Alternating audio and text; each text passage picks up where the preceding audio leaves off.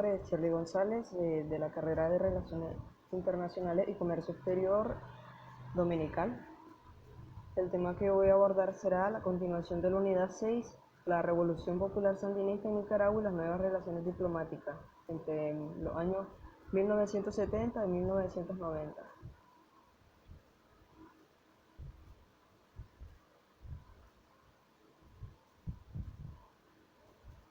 Primeramente, tenemos que entender que este fue un país sumamente codiciado por los intereses estadounidenses desde los inicios de su historia, un país gobernado por una familia dictadora con intereses muy cercanos a Washington. Durante casi medio siglo se encontraba envuelto en la pobreza, la falta de desarrollo y de condiciones favorables para la población. Carecía de una cancillería o un órgano especializado en política exterior, ya que la mayor parte de las decisiones se tomaban en la capital estadounidense, que no contaba con un sistema democrático que pudiese representar los intereses sociales. Desde su independencia, Nicaragua estuvo eclipsada por los intereses estadounidenses y su política exterior por sus condiciones geopolíticas, su ubicación. Las grandes reservas de oro en California provocaron grandes olas inmigratorias de otros países u otros estados hacia la ciudad de San Francisco. Ante el estallido de la evolución del transporte marítimo, la mitad de las personas que emigraron en esa época lo hicieron en barco. Es por ello que el gobierno de los Estados Unidos veía la necesidad de construir una ruta que permitiera el acceso a dicho territorio a través del Atlántico. Uno de los ríos más propicios para estas intenciones era el río San Juan y el lago de Nicaragua, ubicado en el país centroamericano. Fuerte fue el peso de la empresa norteamericana American Atlantic and Pacific Ship Canal Company, que obtuvo una concesión canalera por parte del gobierno de Nicaragua cerca de 1850. Además fue creada la Compañía Accesoria de Tránsito, la cual prometía cubrir en 36 días el viaje entre Nueva York y San Francisco. La inserción internacional inicial de Nicaragua fue basada en el modelo agroexportador financiado por capitales extranjeros, en su gran mayoría estadounidenses. Según Carlos Vila, el capitalismo que se gestó en Nicaragua se vio caracterizado por la producción en manos de productores locales, que carecía de toda capacidad de decisión y que se veían subordinados a los intereses del capital extranjero y a la burguesía local. Las inversiones norteamericanas ocupaban los primeros puestos a principios del siglo XX. Cada vez se hizo más notoria la erosión de soberanía que esto provocaba en Nicaragua. Por eso, en 1909, el presidente liberal José Santos Zelaya presenta su renuncia luego de haberse negado a firmar un tratado con Estados Unidos para la construcción de un canal interamericano. La tensión de las relaciones ya venían subiendo cuando Nicaragua decidió abrirse financieramente hacia Londres y comerciar con Japón. Estas tensiones desembocaron en una invasión norteamericana en 1912 y posteriormente a la rebelión del pueblo para defender la soberanía nicaragüense, teniendo como cabeza a Augusto César Sandino. Fueron los estadounidenses quienes, luego de retirar sus fuerzas de Nicaragua, dejaron al mando de la Guardia Nacional a Anastasio Somoza García, personaje central que, para comprender la era somocista de Nicaragua, era el personaje central. Somoza realiza un golpe de Estado y asume el poder teniendo una excelente relación con Estados Unidos. En estos años se inicia la era de dinastía Somoza. Los somocistas eran dependientes de las decisiones de Washington y el padre llegó a afirmar que continuaría en el poder por tiempo ilimitado, pero si Estados Unidos le hiciera la menor insinuación, abandonaría inmediatamente, pidiendo solo garantías para su persona. En 1947, Nicaragua no duda en firmar el Tratado TIAR y 3 años después envía tropas a la guerra de Corea para ayudar al gobierno norteamericano. Este lo retribuye enviando grandes cantidades de armamento y duplicando el presupuesto militar. Las intenciones de Nicaragua era ganar la confianza y el respaldo norteamericano. Sin lugar a dudas, llegaron a ser un éxito. Luego del asesinato de Somoza lo sucede su hijo Luis, apodado el Bueno. Luis no tarda en comenzar a retejer las relaciones con Estados Unidos para demostrar que continuaría con los lineamientos de su padre. Así es como se vincula discursivamente, muy ligado, la primera carta pastoral de episcopal de Centroamérica y Panamá, En 1956, redactada por la Iglesia Católica con un fuerte tinte anticomunista y a favor de la defensa de la democracia occidental. Había mantenido al país abierto a las inversiones norteamericanas y habían seguido en su política económica las recomendaciones del FMI. Sin embargo, en su política exterior, Estados Unidos colaboró estrechamente con Luis Somoza y, al igual que su padre, había participado en 1954 en el derrocamiento de Ansbert en Guatemala. Luis se esforzó en frenar el proceso cubano en connivencia con la CIA. En 1960 se firma el tratado que dio origen al comercio común centroamericano, al mercado común centroamericano, compuesto por Guatemala, El Salvador, Honduras, Nicaragua y Costa Rica, el cual tuvo una fuerte impronta estadounidense, ya que este país temía dejarlo a la dirección de la CEPAL, por considerarla impregnada de socialismo. Pero con la administración del presidente Carter, la suerte del somocismo comenzó a cambiar. Este había proclamado públicamente en contra de las dictaduras latinoamericanas, por más que adulen Estados Unidos, y exigía elecciones democráticas en dichos países. Nicaragua lo tomó como un insulto y la relación comenzó a enfriarse. El creciente rechazo social y la mala distribución de la riqueza fueron vistos como factores peligrosos por Estados Unidos, por lo cual presionaron a Somoza a retirarse del poder. Ante su negativa, comenzaron a retirarle los suministros militares, por lo que Somoza decidió recurrir a Israel y a España para adquisiciones de los mismos.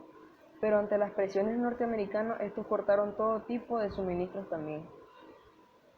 Los Somozas no dudaron en enviar agentes de la Guardia Nacional a participar en intervenciones norteamericanas en múltiples ocasiones, como en la Guerra de Corea, en la Guerra de Vietnam, en el derrocamiento del presidente panameño Arnulfo Arias, en el intento de socavar la Revolución Cubana también.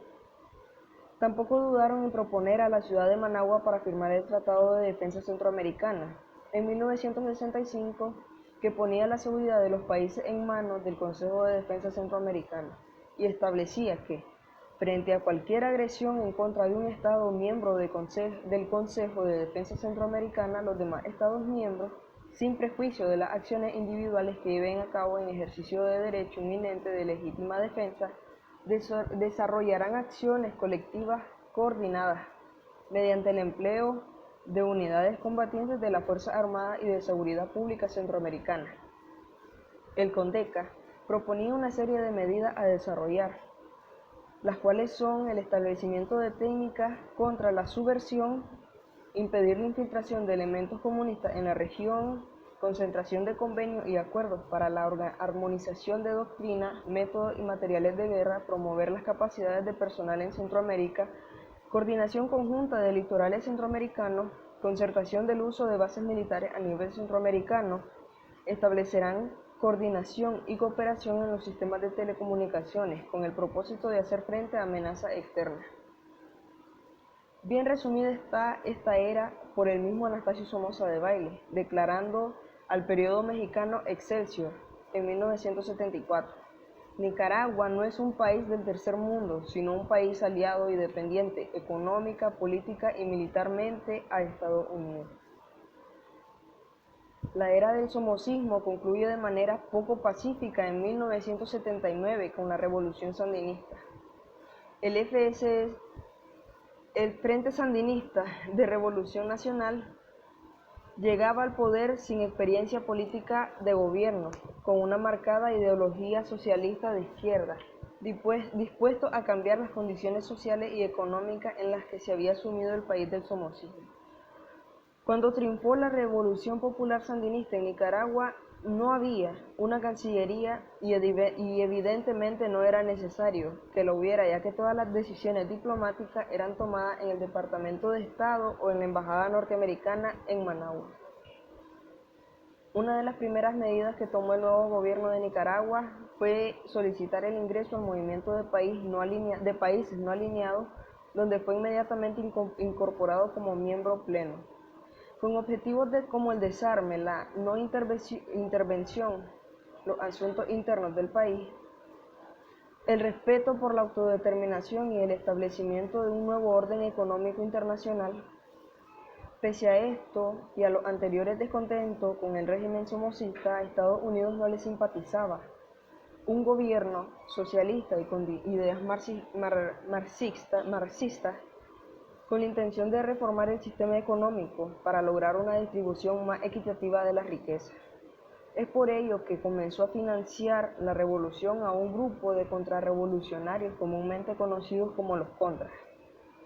Los Contras, compuestos por antiguos miembros de la Guardia Nacional de Nicaragua, de la derrocada dictadura, el presidente norteamericano Ronald Reagan logró aprobar su financiación a través de la declaración abierta de la guerra contra el gobierno sandinista, que llevará a la economía nicaragüense, según él, a la ruina, sobre todo debido a que luego de la revolución el país estaba fuertemente endeudado y sin posibilidad de maniobra alguna en los foros internacionales por la presión norteamericana.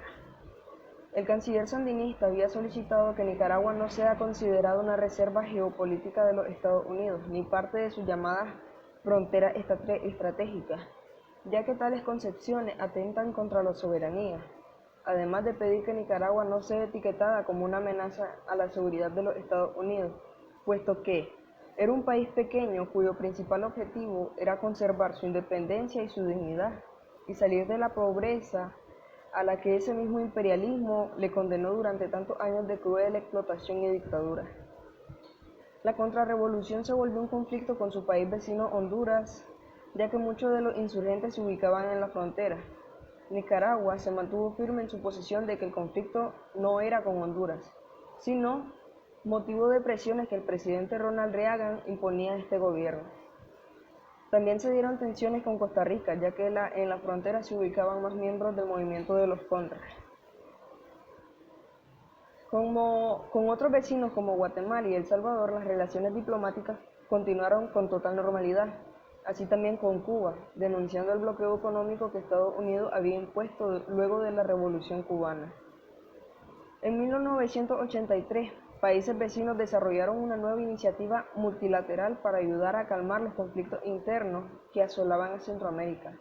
Este grupo, llamado Contadora, tenía como objetivo estabilizar la región al margen de los intereses de Estados Unidos, quien no lo vio con buenos ojos, democratizar los Estados Unidos que se hallaban bajo regímenes dictatoriales y promover el desarrollo económico sin trabas de los mismos. Pese a que no logró prosperar y cumplir su cometido debido a la falta de apoyo norteamericana, sobre todo por no aceptar la pacificación del conflicto en Nicaragua, sentó la base de los acuerdos de paz que se llevarían a cabo en un futuro. En la década de los 80, funcionarios del gobierno del presidente de Estados Unidos, Ronald Reagan, organizaron una operación de venta de armas a Irán para financiar a la contra nicaragüense. La venta de armas tenía el objetivo de persuadir a Irán para liberar a rehenes estadounidenses. Los integrantes del NSC también participaron en el envío ilegal de armas. En ese momento existía un embargo comercial impuesto por Estados Unidos. Este escándalo se descubrió en 1986 cuando periódicos libaneses revelaron la operación de ventas de armas con un avión cuando un avión transportaba insumos militares. Este cayó en territorio nicaragüense, cuyo piloto afirmó que estaba llevando insumos para los Contras. El argumento principal por el cual los Estados Unidos financiaban a esta serie de grupos paramilitares contra la revolución era porque ellos tenían un sentimiento comunista, totalitario y dictador, con intenciones de implementar el modelo socialista impulsado por la Unión Soviética, para luego expandirlo a sus vecinos. El argumento sandinista descansa que para tener intenciones de expansión comunista primero debía consolidar su movimiento interno de ese tinte, y ese no era el caso de Nicaragua. No tenían intenciones de aplicar reformas políticas marxistas, ni de abolir el sistema capitalista o las clases sociales. Solo luchaban por la liberación de un país de los deseos de la superpotencia regional gobernaba en ese momento, y que nos había condenado a un futuro de pobreza y dependencia. Con el fin de la Guerra Fría, visible luego de la caída del bloque económico soviético, terminaron también varios conflictos internacionales. Este fue el caso de Nicaragua, que sumido en una crisis económica, social y la distribución de la ayuda de la Unión Soviética se vio en la necesidad de buscar una salida negociada al conflicto. En 1990 los sandinistas aceptaron celebrar elecciones bajo supervisión internacional, creyendo que su candidato Daniel Ortega ganaría. Esto no fue así, ya que de los 14 partidos opositores se unieron en la lista 1 y como consecuencia se sucedió la victoria de Violeta Barrios de Chamorro.